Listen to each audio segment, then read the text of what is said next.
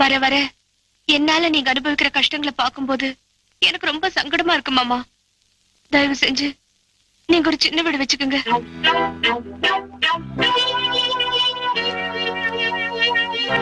சின்ன வீடு வச்சுக்கிறதா? நீ என்ன பேசுற, யாருகிட்ட பேசுற, இதெல்லாம் புரிஞ்சுட்டு தான் பேசுறியா? ஒரு குடும்ப பொம்பளை வாயில இப்படி ஒரு வார்த்தை வரலாமா? இருக்கிற வீடை இடிக்கிறத விட புதுசா ஒரு வீடு கட்டிக்கிறதுல தப்பில்ல மாமா. நீ 1000 சொல்லு. என்னதான் இருந்தாலும் ஒரு குடும்ப பொண்ணு வாயிலிருந்து இப்படி ஒரு வார்த்தை வர்றத என்னால ஜீரணிக்கவே முடியல. கண்ணகியும் ஒரு குடும்ப பொம்பளை தான் மாமா. அவ புருஷன் எந்நேரமும் மாதவி வீட்டுலதான் இருப்பாருன்னு அவளுக்கு நல்லா தெரியும்.